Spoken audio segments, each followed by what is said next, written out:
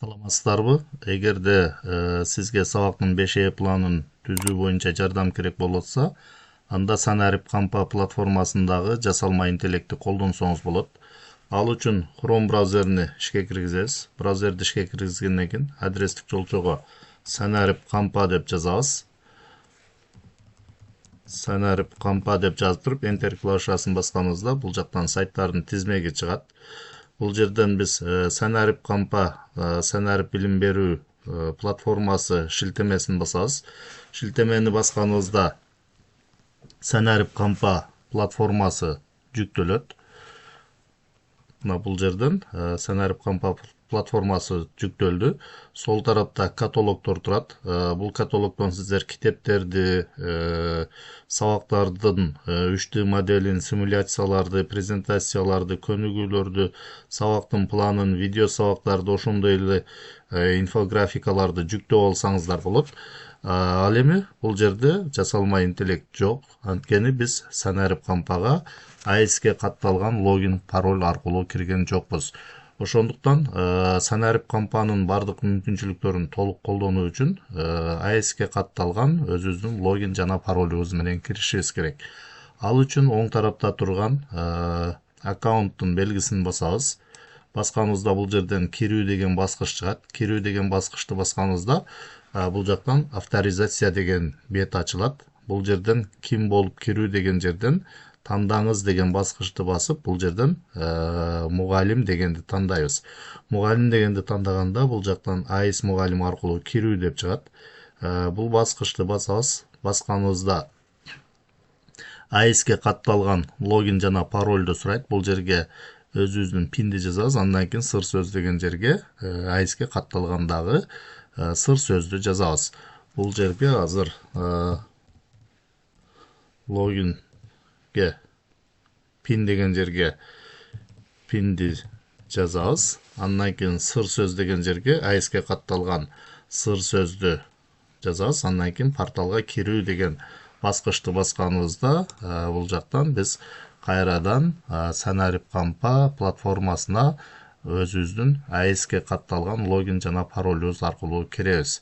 Мына бул жерге киргенден кийин кайрадан Санарип Кампа жүктөлөт.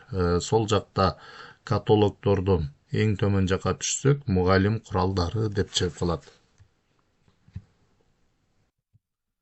Бул жерден мугалим куралдары дегенди тандаганыбызда бул жактан 5 сабак планы деп чыгат. Демек, сабактын 5 планын түзүү үчүн ушул жерден 5 сабак планы дегенди тандайбыз. Тандаганыбызда бул жактан предметти тандаңыз дейт. Тандаңыз деген жерди басып, предметти тандайбыз. Андан кийин классты тандаңыз дейт. Тандаңызды басып туруп, бул жактан классты тандайбыз.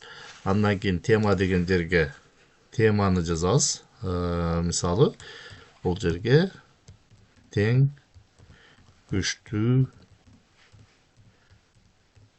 теңдемелер деп теманы жазгандан кийин бул жактан түзүү деген баскычты басабыз. Басканыбызда бизге бул тема боюнча сабактын 5 планын түзүп берет. Түзүп бүткөнгө чейин бир аз күтөбүз. Азыр бизге сабактын планын түзүп атат.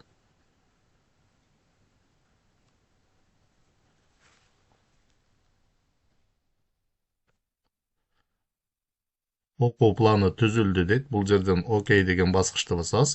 Мына басканыбызда алгебра предмети боюнча 7-класстарга тең, күчтүү, теңдемелер темасына сабактын 5 планын түзүп берип атат. Башкача айтканда, сабакты 5 фазага бөлүп түзүп берди.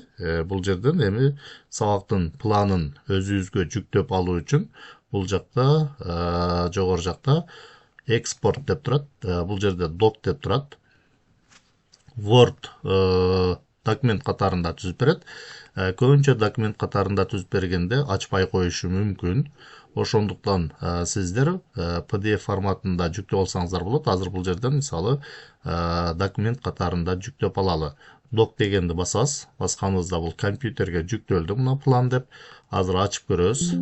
Ачканыбызда кээде ушундай болуп ачпай калат экен. Бул жерден да дегенди басабыз. Демек, бул жерден документ катарында ача албай калды. Эми бул жерден PDF форматында жүктөп көрөлү. PDF форматында жүктөгөнүбүздө мына PDF форматында жүктөлдү. Ачып көрөбүз.